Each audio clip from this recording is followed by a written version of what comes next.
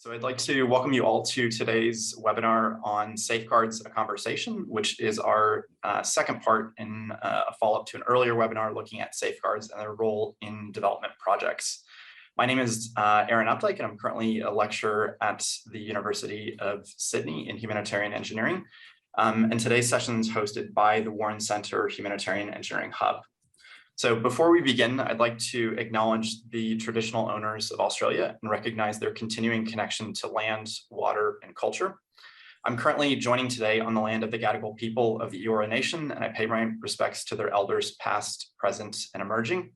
And I further acknowledge the traditional owners of the country on which you are today and may be joining us, and pay respects to their elders past, present, and future.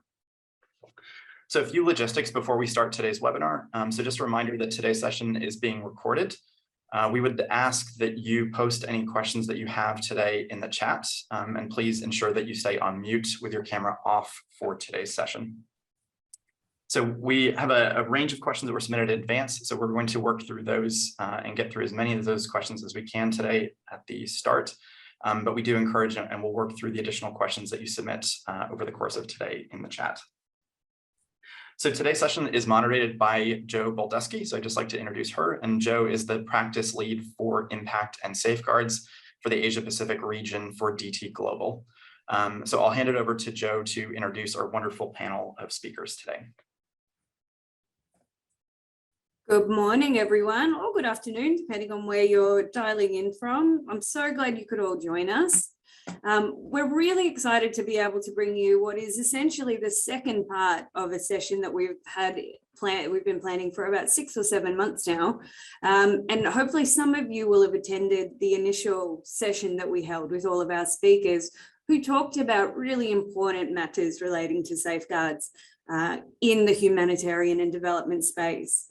So what we really wanted to get out of that was to have a deep conversation about some of the issues that we face in the real world when we're working in this space. We ran out of time, and so here I'm excited to present most of the speakers from our last session and some new ones to talk through some of the really thorny issues that we might face every day. And we'll do that through addressing the questions that we've received from some of you online today. I'd love to introduce Ross Butler, who is the Senior Social Specialist and Social Risk Coordinator for the World Bank, which is part of the World Bank Group. Wave hello, Ross. I'd like to introduce Philip Martin, who is the Director of GEDSI. Sorry, he's not on my list right now, apologies, but he's an Assistant Director for Safeguards for the Australian Infrastructure Finance Facility for the Pacific, and also wears another hat for DFAT in the gender and risk space, I believe. Say hello, Philip. Hello all. We've also got Ellie Payon and Diana Lolo, who work in PNG Power, the state-owned enterprise that manages all of the energy projects within that are funded by the government that are run by the government in Papua New Guinea. Ellie and Diana, are they on camera yet?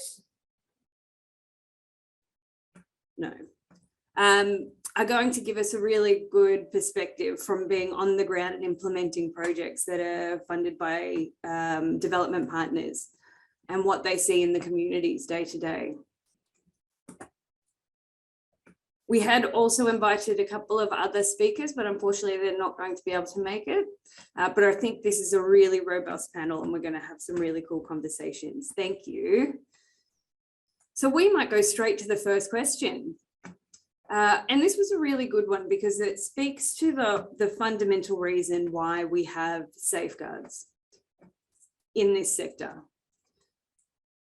In new proposed infrastructure developments, such as new roads developments where the villages and communities have long-standing, unique relationships with their forests, rivers and coastlines for livelihoods and food sources, getting water for drinking, washing and cooking, established travel routes between different communities.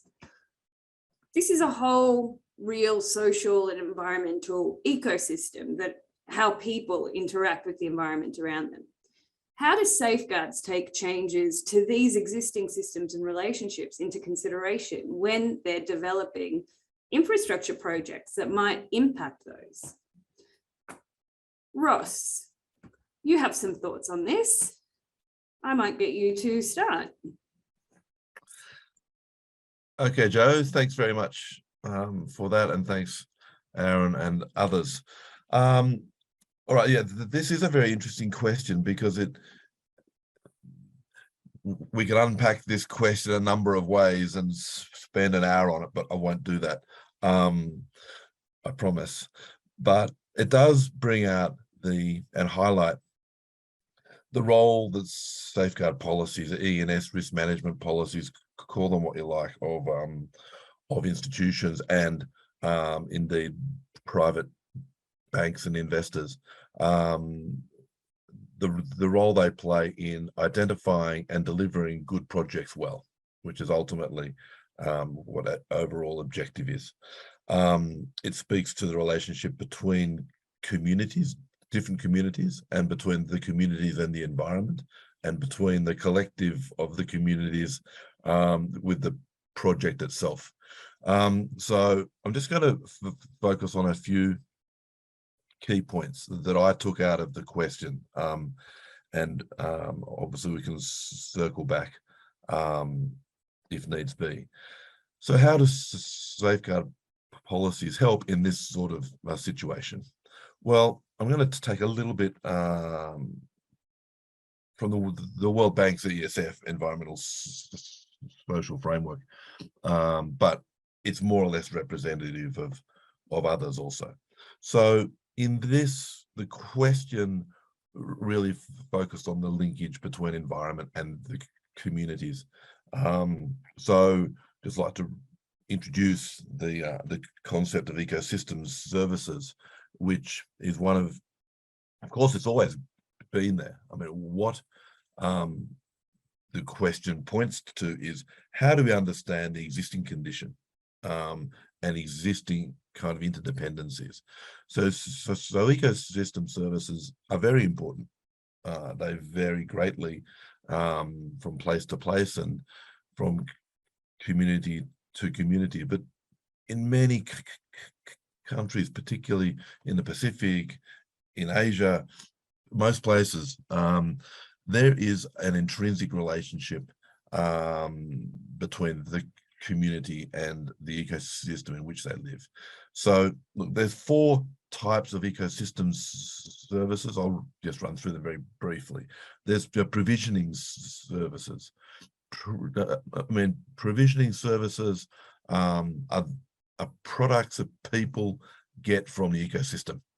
Food, water, timbers, this sort of thing. There's regulating services. So what are the benefits that people obtain from the regulation of ecosystem processes? This may include surface water purification, improving water quality, carbon storage, sequestration, microclimates, and other things. Cultural services, there's a non-material benefits that people obtain from ecosystems, which may include the natural areas, sacred sites, areas that we use for overall well-being and significance in our lives, and supporting services, which are natural processes which maintain other services. This may include soil formation, the nutrient cycling, primary production that allow the others to happen. So this is a policy approach to a very complex system, and one which is completely different in every space, in every place. So on the question there, how does the community relate to the environment? And it also points to what does the project proponents, let's say the government with the support of the World Bank, perhaps, I'll use that example, how do we get to understand these issues so that we can understand what is critical to the community in which in this example, the road would be built.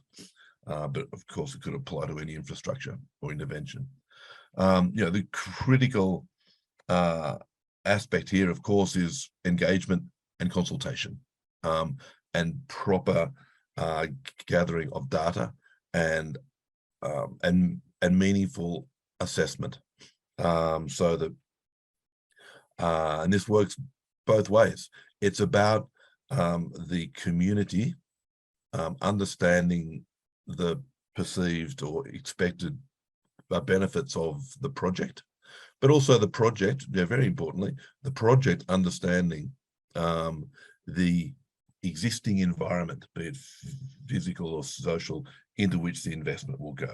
This way, the project, through the project, we can manage risks, we can optimize development opportunities. It is always a difficult space, but this is sometimes the nature of development projects, particularly in communities which may be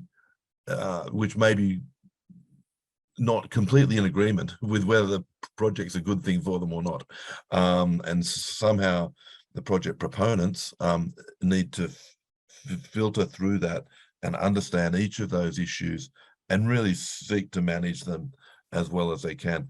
So Ross, when you're developing a project, at what stage do you start thinking about these things? So if you you're proposing to put in a road because the government department responsible for roads has identified a need to cut through an area which has a lot of villages and untouched forests, at what point does a development partner start thinking about these things and how those communities might be affected? We think about it from the get-go. It's the first thing we do.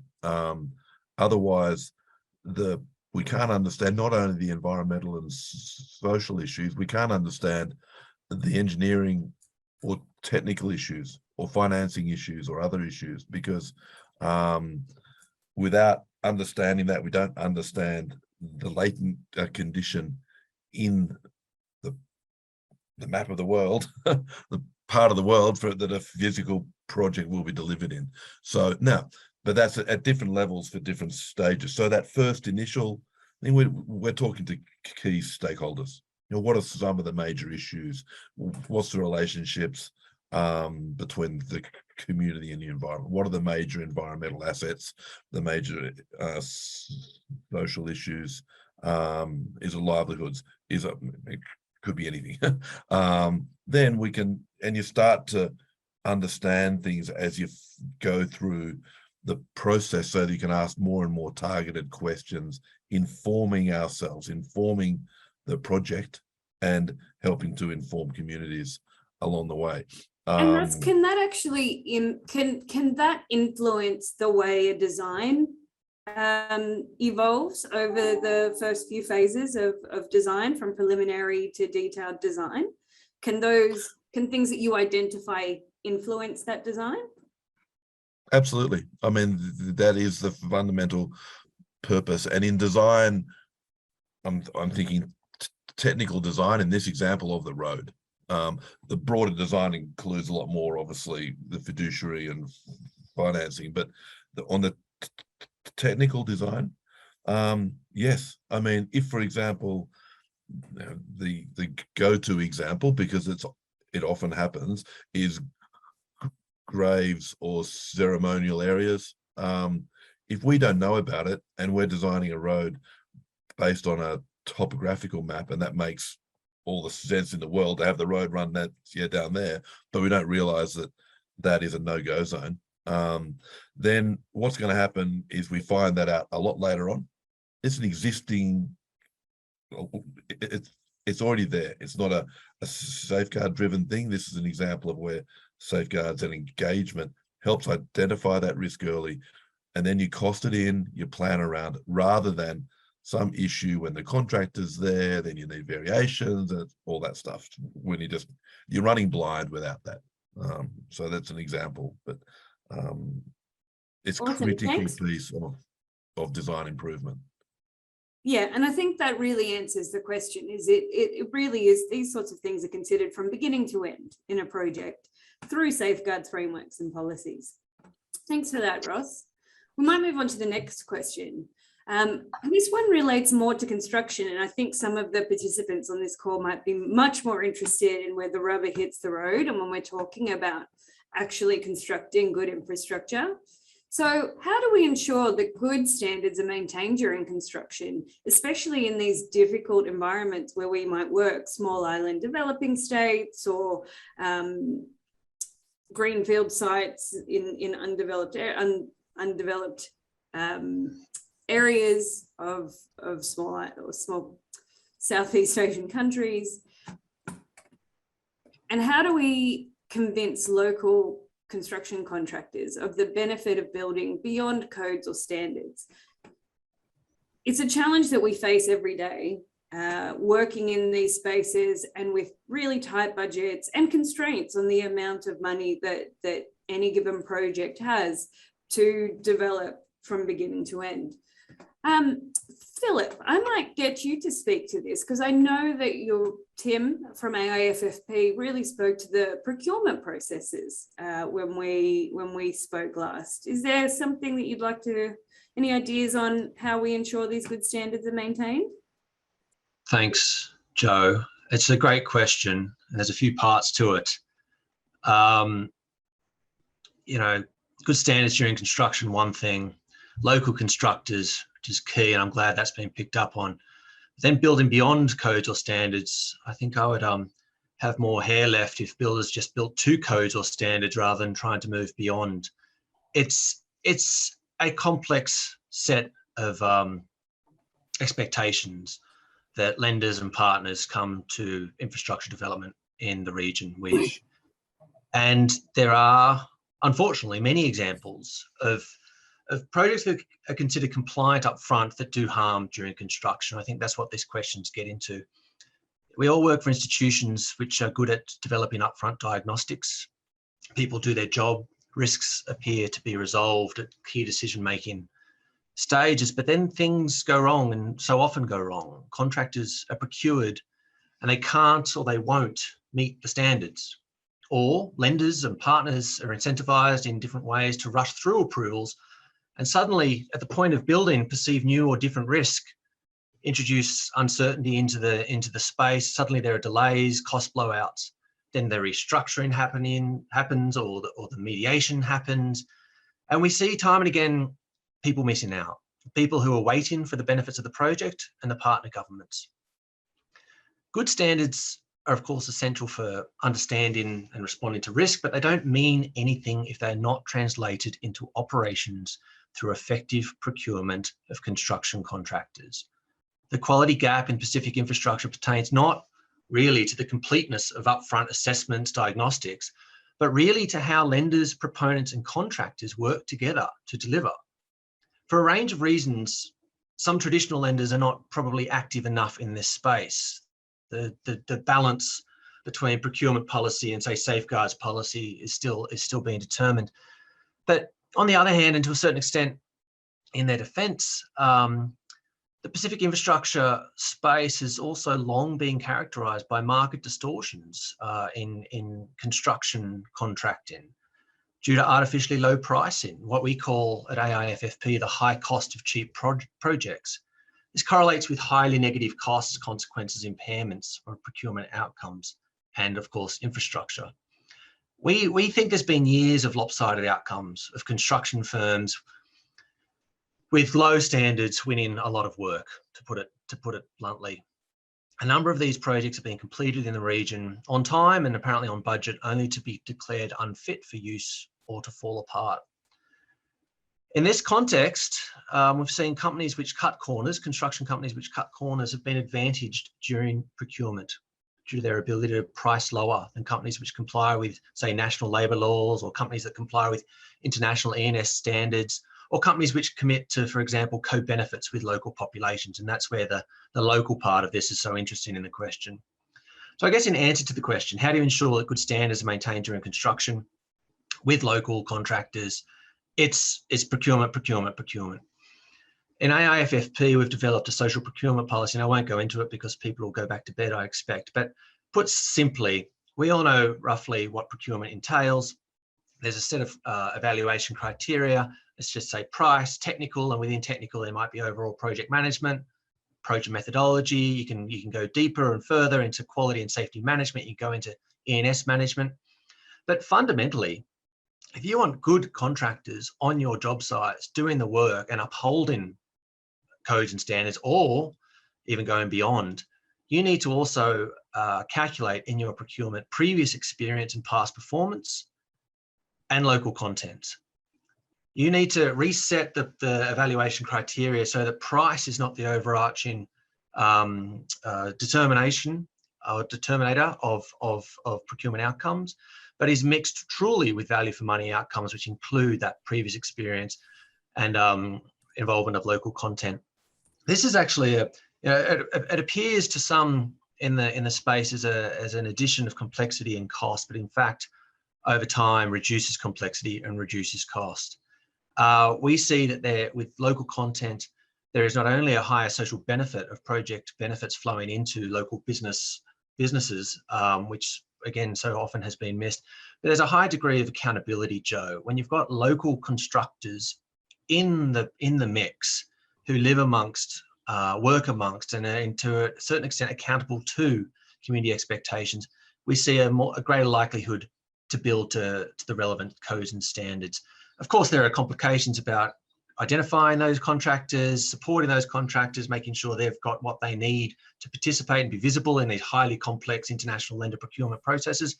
But the answer to us is procurement, procurement, procurement. Thanks. I couldn't agree more, Philip. And I think, we've all gone on the journey on big infrastructure projects and learned by doing, really, found things that we've overlooked in the procurement process and why something's not ideally working out later down the track. We can usually source it to mistakes made earlier in that process. So we try and avoid those now. I know you've been working with Diana and Ellie at P&G Power recently. And I know Diana and Ellie have got a really long track record of working in the communities in Papua New Guinea, and they probably work a lot with local contractors and have seen the sorts of challenges they might experience. What have you seen to be the biggest problems with contractors, and how have you worked maybe to help them out? Are there is it capacity issues? Is it a lack of engagement? Is it technical? What kinds of things have you seen that development partners and other consultants could do to help ensure that contractors do better work?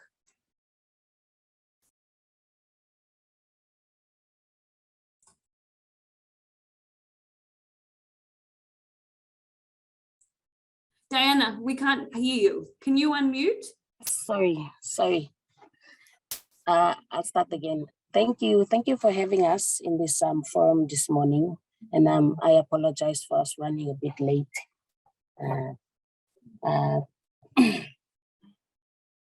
Thank you. And yes, for your question, we recently completed some of our projects, and we've had a lot of issues with contractors too, from my experience, especially the local ones, the international, but they have been established in the country, but they're here. There have been issues that we faced with them, but we managed to complete the projects though. And one of the major issues is the communication barrier. So that's one of the issues. What do you mean by that, Diana? Like sometimes most of these contractors that come in, they bring in their own people. And then, it's really difficult to communicate with our locals.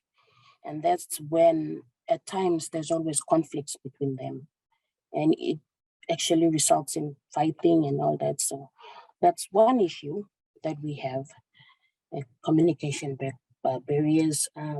Another thing is that most of these locals are not skilled laborers, and they're normally engaged in these manual works. But the other thing that the contractor fails to do, it doesn't really uphold is PPE. So safety too is always an issue at site when they're working. And another issue too is the treatment. Sometimes the contractors don't really, like for example, they give them food, but they don't give them enough ration of food. So just some of the, and I've seen this as an issue, and we're trying to improve in our next contracts. We make sure that these things are put into the bidding documents as conditions that they have to follow. So yeah, and then sometimes it's a bit difficult when you try to argue with the contractor about these things and they say, oh, it's not in the contract, so we can't do this, so we can't. And so we have to ensure that these things are done. So it's a big lesson learned. And also we like to see that they allow a lot of women to take part as well in these projects. Most times women are not really, I mean, given that because it's construction works and it's maybe women not really skilled, but we like to see more women participate also in the projects. Yes. I think that's my opinion. Ellie, would you like to say? Yeah. No, that's great, Diana, and I can relate to that so strongly. Yes. I think we've all experienced those kinds of challenges, and it comes back to what Phil was talking about. I think when he says that we sometimes make the error of going to the lowest cost bidder, and then miss the fact that sometimes those lowest costs come at another cost, which is perhaps issues with labor rights, with human rights, even to some extent. And it's harder and harder to manage if those things aren't literally written word for word in a contract. So I think that really captures it perfectly. I know that sometimes agencies like PNG Power also work with supervision consultants. So you might have a contractor doing the work. Yes. And then you might have a supervision consultant, so maybe an international consultancy or a local reliable consultant who works for PNG Power to supervise those contractors. How do you see that work? Does that work well? It does. It works well, especially with the technical side. It really works well. When there's a consultant on board, they're moving, they're working. Being supervised, they're working. But if there's no supervision, then that's where we have the problems. So on our side too, we have to be on the ground all the time. We have to assign someone there to be there and to ensure that these things are being carried out, and ensure that the contractors are complying with everything that we've outlined in the contract agreement. Yeah, exactly. And maybe Philip, maybe you'd like to close that question out then. What are the sorts of rationales or reasons that we might use to say we need a supervision consultant? Is there a risk assessment sort of made based on the types of work being undertaken to help decide whether or not a supervision consultant is needed? That's a good question, Joe, and we do not have a sort of a framework for decision making in this space. We at AIFFP tend to prefer for a supervision consultant to be in place on all our projects where practical, recognising that again that these upfront costs associated with getting the right assurance in place in time reduce not only in infrastructure construction and efficiency, but reduce risks that pertain to these issues that Dana was describing in relation to communications breakdowns and what you mentioned, Joe, labour rights violations and these sorts of things. You know, we like to have supervision consultants in place wherever possible. Yeah. Yeah, that's excellent. And we've seen sometimes, again, a supervision consultant can only do as well as the construction contractor's contract allows as well. So it all comes back to procurement again and again. And I think that's one of the real lessons for any participant on this call. And maybe as we head to the end of these questions, we'd love to hear your thoughts and feedback on what's been spoken about so far. We'll move on to the next question. So, and this is a really meaty one, and I think it's come from a practitioner who is frustrated along with the rest of us, seeing delays time and time again on critical infrastructure projects. Things like environmental permits, environmental management plans, other regulatory documentation. They sometimes can take a really long time for approval in the countries that we work. So I might turn to Ross again, because I know Ross has some strong feelings about this, as he, like all of us, has experienced these delays and tried to find ways to shorten these periods or to better consider them in project planning. So Ross, what are your thoughts? How can we speed up these approval processes when we really don't have that much power over the regulatory process in place in a country that we work? Okay, Joe. Yeah, I'll give this one a quick try. I mean, sorry, the questions. Sorry, let me just. I've got the question. So it's the regulatory approvals and delays. I mean, a lot of it, if I could, yeah, just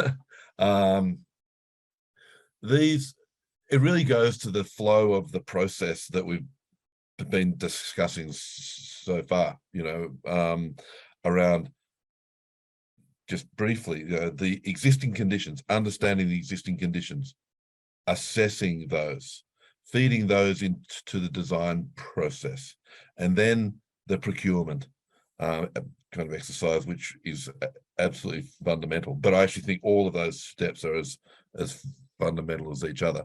To make sure, I mean, a part of the delay problem can be that the projects are not very well conceived. There might be all sorts of reasons. There might be capacity or other issues inside the agencies, or it might just not be a very good project.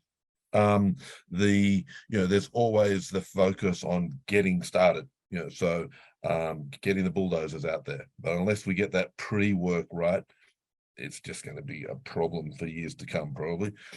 So I think the critical element there is understanding the full project cycle, understanding that we want to get the road started, but more importantly, we want to get the road, in a road example, the road completed. Getting it started is a political thing. Getting it finished is both a political and a development thing. So that's where we want to get to. So having, which goes to the previous discussion around supervision and quality, proper capacity, in terms of managing that upfront work, and make sure the project is the right project for the place. It's been a kind of optimized to the extent that it can be, so that when it goes into the approval stage, all the agencies have been involved, not just here's a piece of paper, can you approve it? They need to have already been involved, engaged. The project managers of the project need to help manage this, help the flow of information with transparency, often to the previous discussion around the low capacity contractors. They just don't plan things out properly. They will just give something to a local agency and expect it to be approved in a week, when that's not realistic in any jurisdiction. So the role of project management looking at the end game is super important in this place. There's always, and sometimes it's justified, but invariably the capacity of the local agency is deemed to be the only issue. Often it contributes, as it does in any jurisdiction. So, and by this, we need to distinguish between ability and capacity. There's often a lot of ability in the local agencies, but there's not enough people. They don't have access to a car. You can't go and inspect the site. You can't run a workshop. There's no money. So there's a broader capacity thing, which particularly in the Pacific is a very big aspect. I think there's a lot of ability, probably not enough capacity of just horsepower, arms, legs, and dollars. You have to do this well. But we know this. We know the developer, whoever it is, the government agencies, institutions like the World Bank, we know if we're in operating in a space where capacity is constrained for whatever reason. So we need to do more of that work up front. We need to make it, we need to help tell the story and to demonstrate that all the local requirements have been met, as well as good practice. So I'll stop there for now. Jo. Couldn't agree more, Ross. You've encapsulated exactly how I feel about the topic, certainly. I can't tell you how many project schedules I've received when we're starting up a project and environmental permits and processes are down after detailed design. And that early engagement is so crucial to getting that regulatory agency on the journey with you. And I'd love to hear, does Philip have any experience that he'd like to share with us? And then I might ask Diana and Ellie to talk to us about what their experiences are with the PNG Environmental Regulatory Agency, SEPA. Thanks, Jo. And yeah, I'll be very quick because I think Diana and Ellie's lived experience is much more valuable and interesting than my views on this. But it's a good question in the context of Diana and Ellie being here. These questions are kind of a constant. We could have been having this session 5 years ago, and I worry we could still be having this session in 5 years' time, and a similar question could be asked. And we sort of diagnose the needs to, you know, manage our projects better and anticipate agencies' needs and bring them along. But there is a big question, I think, about lender coordination or donor coordination. You know, if you're working in energy in PNG, you're working with PNG Power. It's not a fragmented sector. There's one monopoly SOE that runs power in PNG.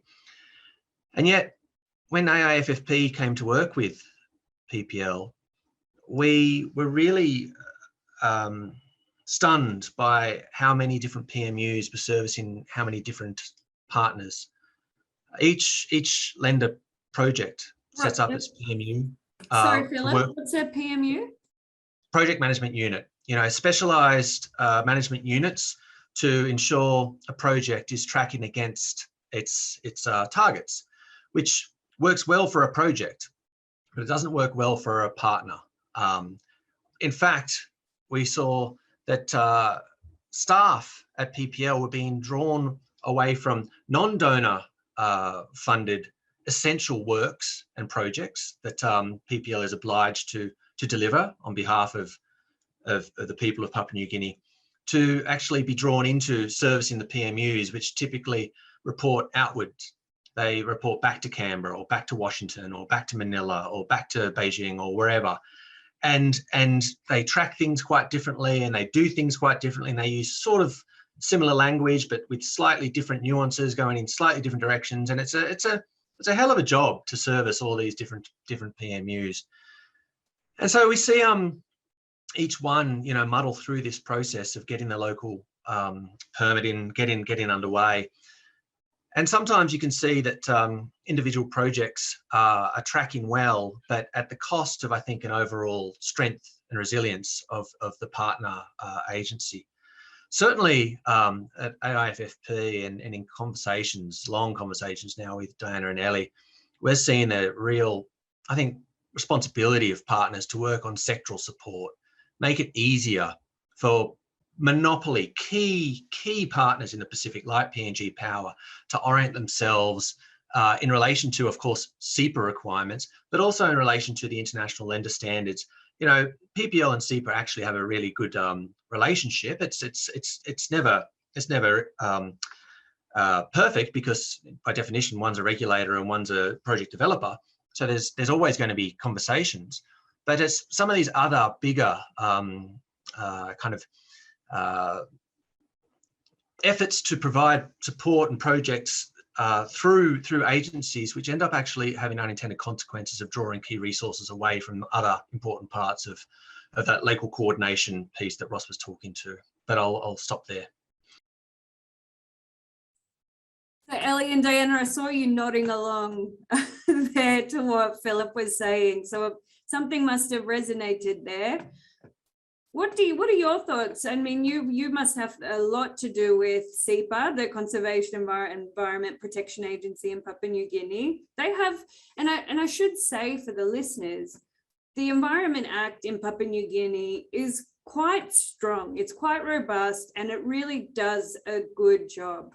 I think some issues of capacity in terms of staffing sometimes is a challenge, but I'd love to hear what you've found is helpful. What are some of the challenges that you've experienced with them, and what have you found to be helpful with getting better results and faster results from those agencies?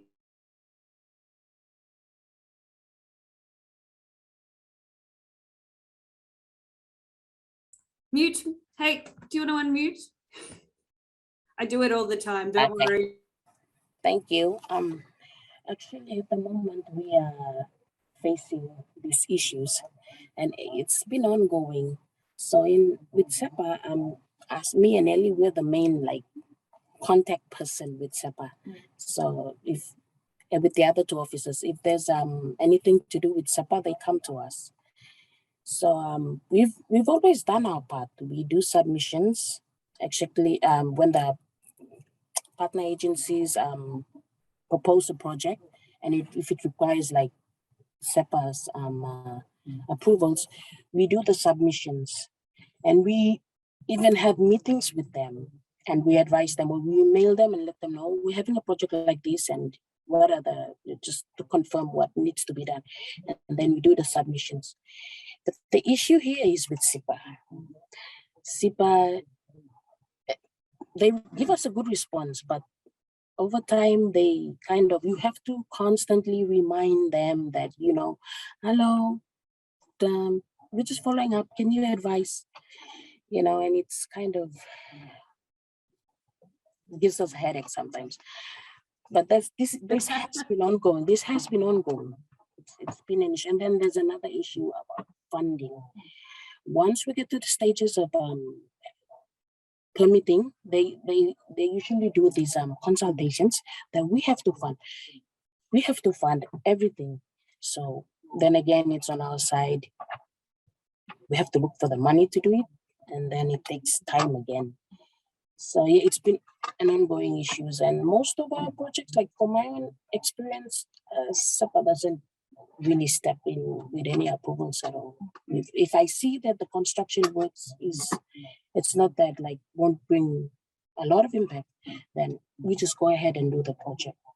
And then SEPA doesn't come in or jump up and down and take us to court or enforce it. Let's say so. This is some of the issues that we have. And the thing with SEPA, if only they have a major overhaul in the management, it would be great.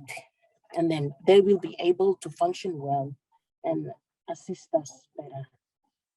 But the conversations with them are good. It's just that the side when getting these things, we have to push them and push them and push them.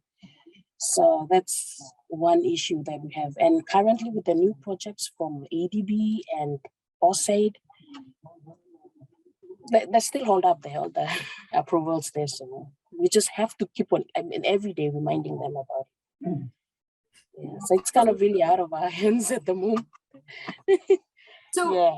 So do you find that it is helpful to be in touch with them as soon as you know something's coming up and getting them engaged early on? Yes, we do that. I've also noticed in some places and maybe in PNG and maybe this is more for other jurisdictions and smaller island developing states, that sometimes these agencies don't have enough funding to carry out site visits, for example. And so sometimes we have to take that into consideration when we're developing a project and budget for those sorts of visits so that their per diems and their travel costs are included so that we can support them to do their work. Is that something that has worked for SEPA? Yes, I'd say that is correct. But recently, I'd just like to mention from what Philip has mentioned, I really support that. What has happened is that SEPA has a lot of issues in-house, and we all know that one step that PNG Power is trying to take to sort of ease the hassle of SEPA is to create a framework which captures the SEPA regulations within the framework. And then once the framework is completed, we will tell SEPA, okay, we've taken the laws of the Environment Act and your operational procedures on board. And this is what we're doing. So it just cuts off that, say, approval process a bit shorter, and then we can go to mainly the permits. For example, I'd say there are 3 types of activities that SEPA have listed as a level 1, level 2, and level 3. And recently, while doing the framework for PPL, Environment Management Framework, we captured all of these activities within the framework that is specific to PPL only. And then what we're going to do is we're going to present this document to them, telling them that, okay, we have captured your process, we have captured your procedures. At least when you are going towards approving our permits, you are, what should we say, you know that we have these things on board, so it eases your, what do you call it, the compliance stage, and then you can have a better understanding of what we're doing. Yes. And then you can issue the permits much faster, because we've taken much of the work from you and we've incorporated it into our. What a fantastic proactive approach. That sounds great. So you're talking about some of those categories that are in the Act, yes, like transmission lines, for example. No one else is going to be doing those. So you're developing a framework for those particular items. That's a fantastic approach. That's another great idea. Philip, did you want to add anything to that before we move to the next question? I was going to say, it's, yeah, exactly. As you pointed out, Joe, it's proactive, it's adding efficiencies, it's reducing SEPA's burden, it's increasing predictability for PPL. It's exactly sort of the big step forward that can come from creative, I think, focus on the entity's needs first and foremost over perhaps other partners' needs. I was just going to provide another example of where that sort of framework approach that Ellie described is working really well, which is in Fiji, where the Department of Environment has a gold card membership service, which actually is, once an agency or a business has achieved this gold card accreditation under the Department of Environment, they are able to access expedited services. You have to have a proven track record of sustainable environmental management practices and adherence to the permits and approvals that have previously been issued. It's a bit of an administrative slog to get the thing, but once you've got it, you're seen as a more trusted partner, that the Department of Environment can have a degree of reliance, predictability in its assessment of your project approvals. So AIFFP works with Airports Fiji, and we've found it really efficient over there to get permitting quickly in place, because Airports Fiji is a long trusted, reliable partner and visible under the Department of Environment's permitting for its performance. And so it's been accredited a degree of compliance and access that allows it to work much more quickly through the process. And you know, fingers crossed one day SEPA might have such a plan too. But I think Ellie's framework proposal, or the process they're taking forward, is a big step towards that. Well, thanks to you, and we're gonna have this framework in place, Phil. That's the other thing, right? Is these relationships that are being developed between implementing agencies, executing agencies, regulatory agencies, and development partners and consultants. I mean, we're all working towards the same goals, and the more far-sighted work we can do now, you know, that's what makes the longer term improvements. It's not just, we shouldn't be looking project by project. It's too short term. So that's fantastic. It's so exciting to hear those sorts of things are in the works. So we might move on to the next question. I know we spent a lot of time on that one, but I know that was an area of real curiosity for a lot of participants. Next one we're going to talk to. Oh, okay. Climate. Is there one just before this, Mel? That one. There we go. So the topic of the moment: what is being done to protect communities from increasing natural disasters due to climate change? And I know this is of particular interest for work in the Pacific. As we know, the Pacific will experience some of the most significant climate change impacts due to sea level rise and salination in small island states. Do our social and environmental safeguards take climate change into consideration? A lot of these were written back 10 plus years ago. Ross, how does the World Bank environmental and social framework play a role in protecting communities from natural disasters and climate change? Well, thanks, Joe. I mean, of course, yes, this is always has been a fundamentally important consideration, but obviously is getting, as we all understand things a lot better. It is being written into documents, but it's like the ESF, like at a policy level, and therefore it's becoming put into the mix for project identification, assessment, design, and delivery. But I'd just like to, you know, there's a lot in that question again. There's an issue here around in terms of protecting communities from natural disasters. It's a big one, but you know, a lot of our focus now is trying to transition thinking towards the community and the environment in terms of their resilience and ability to endure such impacts, because they are becoming more regular. There's a big question around, there's a big climate change question. I'll leave that alone for now.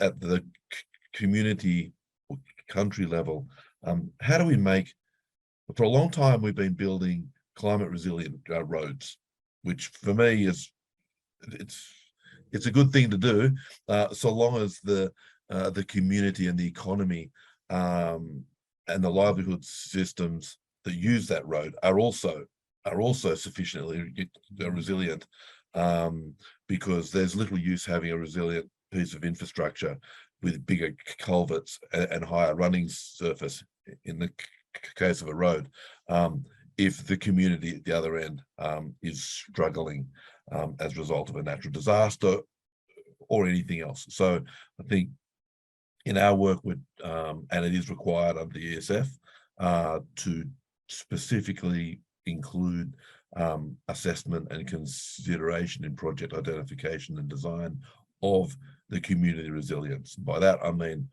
the livelihood systems, social structures, their reliance or otherwise on shared natural resources, ecosystem services we were talking about the other day. So we need to have a think about this, these aspects, and inform the project. It's a continuation of the discussion we've been having, I guess, around these things. So the ESF requires that we do it.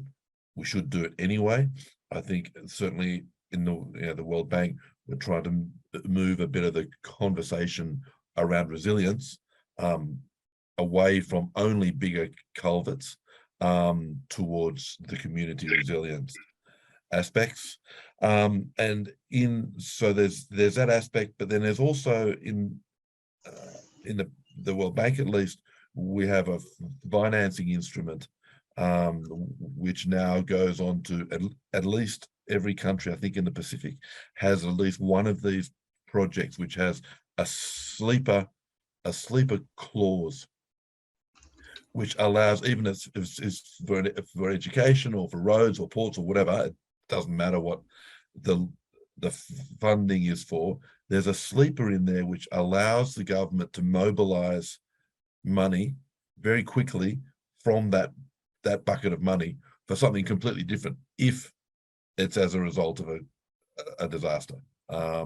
So there's the assessment space, there's the concept of resilience and how projects influence and can be influenced by those discussions. And then there's just the good old access to money for governments to be able to support the communities at times of natural disaster. I'll stop there for now, Joe.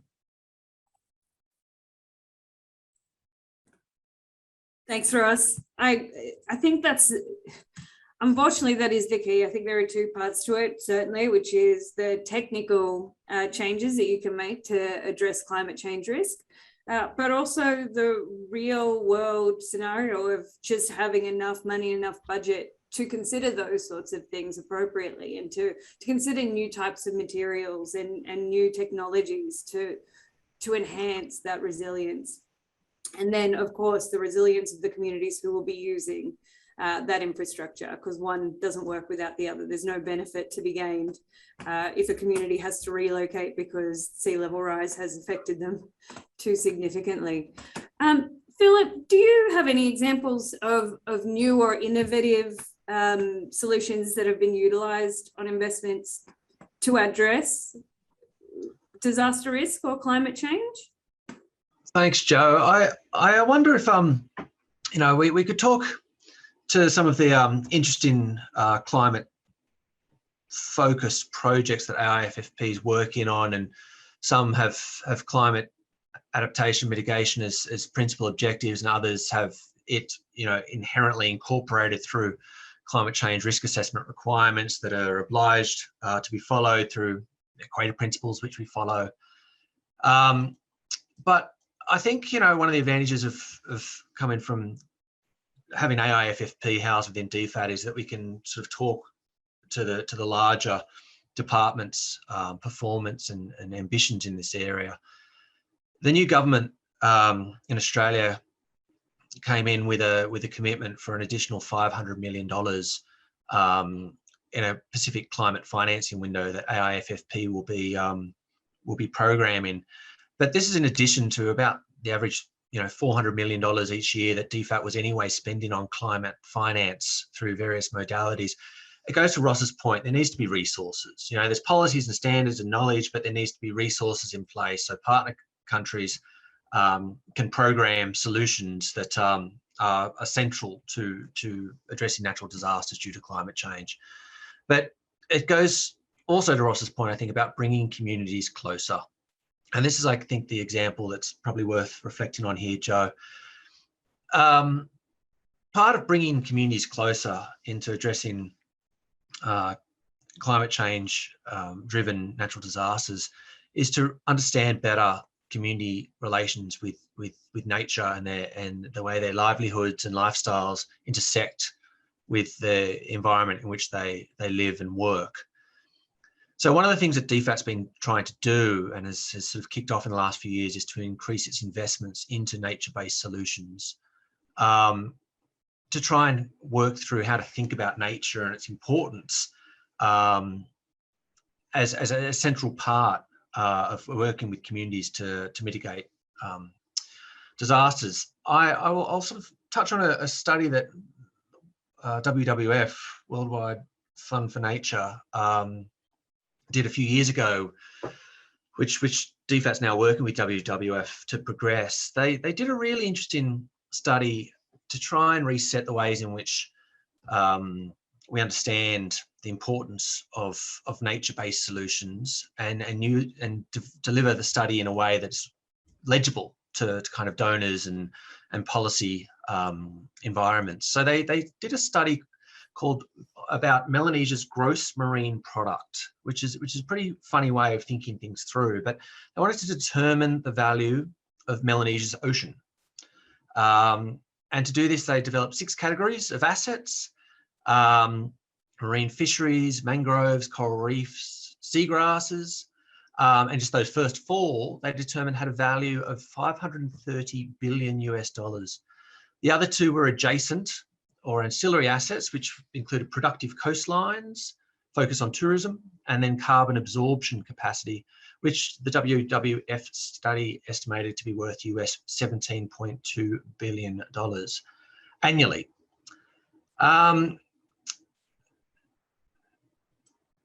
So the conclusion and the way of resetting and this is sorry, I'll go back to the point.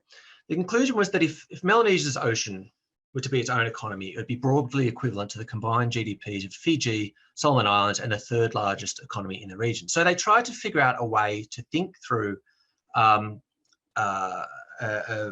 quantification and evaluation of the marine environment, which led to the proposal to DFAT to support a nature-based solutions to climate change in the Pacific investment, which is a flexible, expandable program focused initially on a growing portfolio of community-led nature-based solutions to climate change in the Pacific, with a view to scaling up across Southeast Asia as and when is appropriate.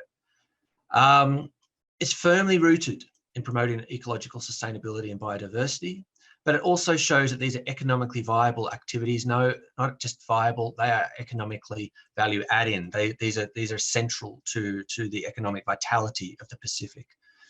So there's a number of things that we could talk through as what exactly they're doing, as well as funding new innovative nature-based solutions through a challenge fund, as well as supporting existing successful initiatives managed by WWF and its partners. We're sort of also working on building capacity to understand nature-based solutions to climate change as a viable economic development and carbon offsetting activity, rather than just a nice to have. This isn't about charity or doing interesting, quirky things. It's actually about fundamentally getting into some of these hard questions of economic development. Hello. Could you Yep. just maybe, before we wrap up on this question, would you mind explaining what a nature-based solution is? Well, it's where communities are supported to work in areas where they've currently got exposure to resources reliant on the environment in which they live. So small-scale fishing, small-scale artisanal farming of mangroves and the products that can occur within mangroves. It's these typically very modest ways in which often coastal communities intersect with the natural environment in which they live to forge a sometimes subsistence economy, but sometimes an economy that can be traded and be more than subsistence. And I think we can sometimes they can comprise alternatives to engineering solutions, right? So there Indeed. are sometimes ways, especially for our participants on the call, there are sometimes you need to build a seawall, but that doesn't necessarily need to be concrete. And there are ways of ecologically sustainable and natural solutions that can build and get the same result. Right, and in economic development plans, you know, instead of sort of maximising the capacity of marine life through commercial fisheries licenses, you know, actually recognising the ways in which local coastal communities do small scale fisheries, but at scale can be as impactful and more sustainable than those larger kind of framework approaches. Thanks, Joe. Yeah, thanks so much, Philip. That's a really great response to that, because it's so holistic that the issues that are impacted by climate change aren't only physical. They encompass every part of life. They encompass food sources and water sources and housing and shelter.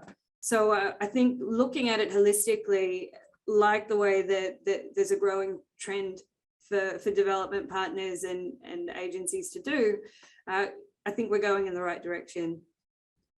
So our next question is really about community consultation. And I think you've heard this theme come up a number of times throughout this conversation. What role does community consultation play in safeguarding projects during emergencies? I know we've spoken a lot about these longer term development projects and infrastructure development projects, but what changes when we are responding to an emergency and don't have so much time to plan out a community consultation plan and an engagement strategy, which we all need to do on these longer term projects? If we have a bunch of people responding to an emergency in a different country, a different context, in a remote area, what are the sorts of things that we do to protect the communities in which these people arrive in, and to protect the vulnerable people who are affected by these agencies, by these natural disasters? I might shoot to Philip, because we've spoken about this before around how there's good practice, there are standards, but that's not necessarily the priority in an emergency situation. Thanks, Joe, and I'll be brief because this isn't my area of specialisation. You know, in infrastructure project development, we of course uphold, promote the principle of free, prior and informed consent of local communities and engage communities and broader stakeholders very early and very often to maintain insight and awareness of what community issues, concerns, opportunities are, and how to work with them throughout the project life cycle and into operations. But as you said, Joe, emergencies make things different, and there's probably some active debate as to what needs doing first in emergencies. I'm reflecting on a recent forum that was held here in Canberra, where a question was asked, or the topic of the forum was about greening humanitarian emergency response. And one of the participants said, well, you know, sure, we have a role, but is this really where we need to start the greening journey? Surely humanitarian response should be given a bit of a pass for a while, given the nature of, you know, people are dying and getting sick and suffering.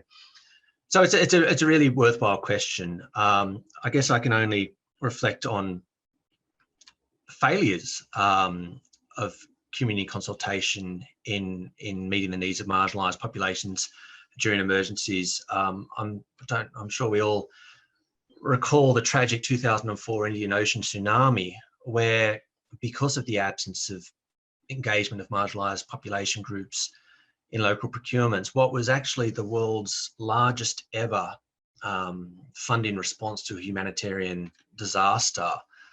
I don't have the numbers before me, but it was vast billions of dollars pledged. It was an amazing global response. There was endless ships and planes turning up in Aceh, turning up in Sri Lanka, turning up in southern India, turning up all over the Indian Ocean with entirely inappropriate response objects and resources. There was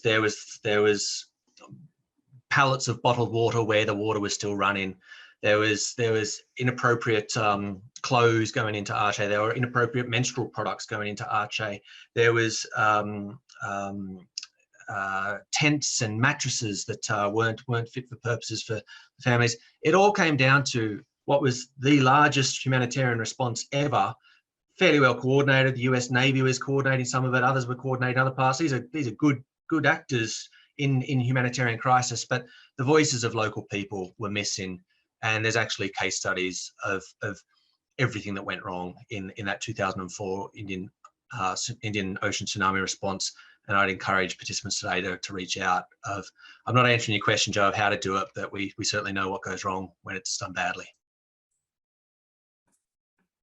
I think, unfortunately, that's how we learn, right? And I think it's probably interesting to note here another example where things have gone wrong, and that's where some very large NGOs have had really big responses to emergencies, such as the Haiti earthquake a decade ago now, which is frightening. But there were a lot of humanitarian response workers in areas where there are a lot of vulnerable populations. And unfortunately, there were many cases where those people took advantage of the vulnerable populations.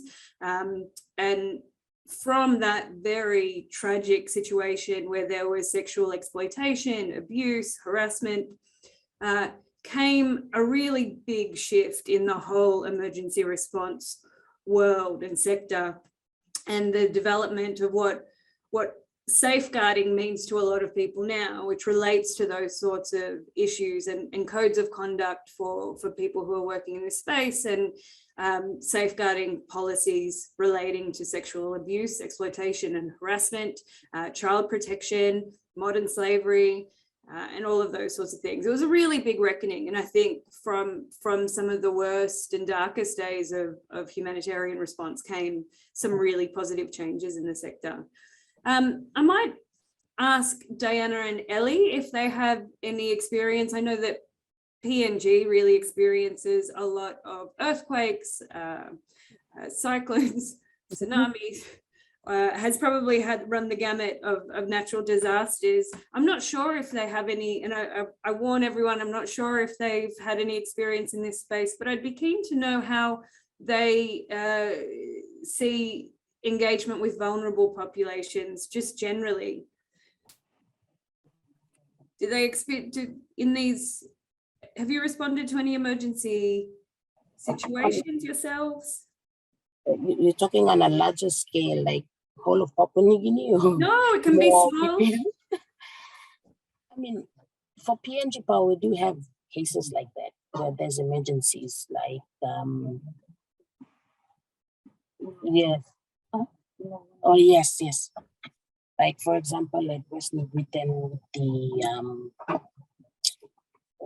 volcanic eruption and all that, but most times The districts take care yes. of it. It's more like if it's to do with within an area, then we help the provincial government in vehicles or maybe funding if there is a disaster to move people out. People does take part in this kind of things when there's a emergency. Usually the districts, they are the ones that lead the emergency response at that scale. And with Right. whatever resources we have, we also assist. Yeah. So there's each, and I think this speaks to what Philip said, each agency has to be really responsible for their Yes. scope of work. Otherwise, there's just everyone throwing resources at the same thing and the same problem, and without consulting properly with the communities of what they need and when, a lot of those things go to waste. Thank you. Okay, we might move on to our last scheduled question. So what we might do now is open up the chat for any participants to ask any other questions for the last 10 minutes. But I think we had a really good one and a question to finish off with, which was, What would be good steps for a late high school student or other student who's maybe started university and has decided that whatever they're studying isn't for them and they'd like to work in humanitarian engineering? What are some good steps for them to pursue a career in this space? And I'd actually like to invite Zahid to turn his camera on, who's the Regional Pacific Manager for SMEC Consulting, and throw to Aaron Opdyke, who is a lecturer in Humanitarian Engineering for the University of Sydney. Thank you so much, Joe. Can everyone hear me? Yes. All right, thank you so much. Much appreciate for raising the burning question. So I can tell you one thing, that as an engineering consulting company in the development world, we always feel the issues with resource scarcity at all times.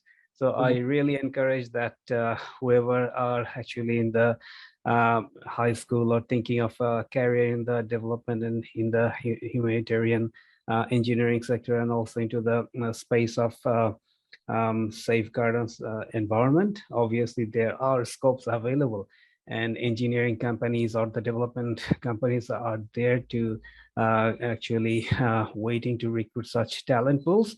And also, just to let you know that the scope of work is enormous, in not only in Australia but also in various other development countries. So the canvas is huge and big, and I can tell you that we are currently working in various countries into the small Pacific Island countries. Obviously, there are colleagues in those countries, local colleagues who are assisting us, but at the same time, we know we need individual who has got multiple or diverse experiences in working with not only one particular country, but also over the various other requirements of the safeguards and environmental issues of the agencies, aid agencies, who are actually primarily funding for those major infrastructure needs. So that I can confirm from the private sector industry. And I'll offer Aaron to confirm my appreciation as well. As Aaron, over to you. Thanks, Zahid. So I think on my side, I guess I would offer two pieces of advice. I think one is that we often think about humanitarian or development work happening internationally, but I think there's a lot of that for those that are just entering a career and thinking about local opportunities. And so that can begin with just volunteering, in your own local community. So understanding and working and building those competencies to engage with marginalized communities, just starting that close to home. Like I said, I think there's lots of opportunities to do that, to get that experience to work up towards, becoming a professional in this area. And then the second piece of advice I'd offer is looking at, particularly for university programs, increasingly there are formalized degrees and offerings in humanitarian engineering. So at the University of Sydney, for example, we have a major now in humanitarian engineering where you can build competencies and skills and training as part of a university degree in that area. And we're certainly not the only ones in this. So there's been a large growth and development of humanitarian engineering programs across Australia, which I think provide an excellent foundation towards working in a career in this area.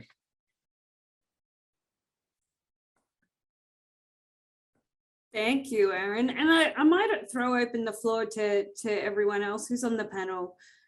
From my humble perspective, I would encourage anyone to get out and start volunteering, whether that's domestically or go on one of the shorter development focused volunteer programs, but a respectable one. I'd probably try to avoid the volunteerism type approaches and really look at the programs that are funded by our development partners, such as DFAT and others, where they actually provide you with a really useful preparatory phase, an actual useful development project to participate in, just to dip your toe in, get a sense of if this is the type of thing you like to do, and then you can start to really pursue your education. I think EWB does a really great program in this as well.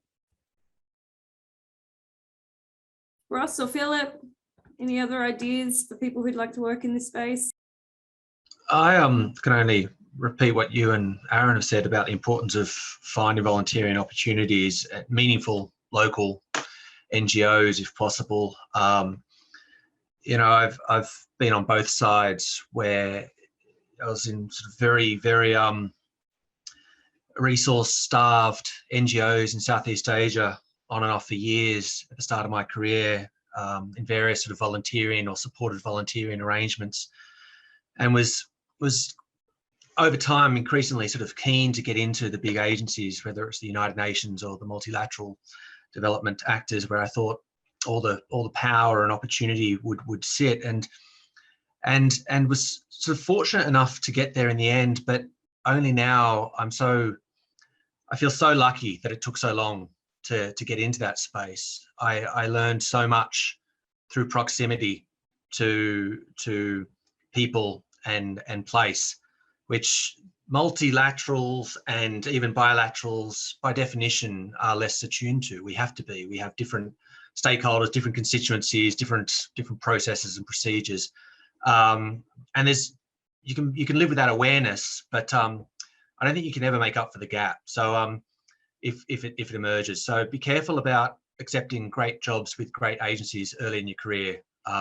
Be very alert to how long a career is and how important those first 5, 6, 7, 8, 9 years can be in building a depth of professional character, rather than a sort of a speedy race up to the top of, I don't know, income earning or status or whatever it is that we also are all driven by. But yeah, be patient with yourself.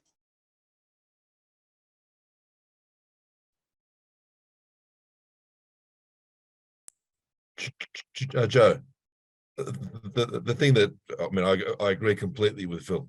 I joined the World Bank mid-career or past mid-career, and there's all sorts of things before that, so which actually helps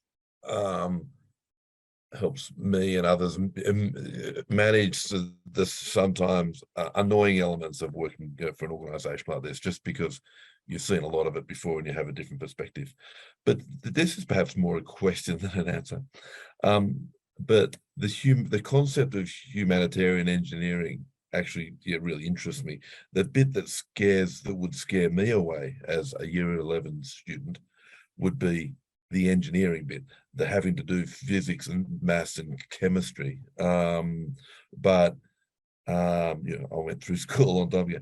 Now there's so many more opportunities to be involved in humanitarian engineering space without having necessarily to be an engineer, presumably, or if you get into it and you want to become an engineer, which can happen, you know, making decisions at 15 or 16 around elective choices.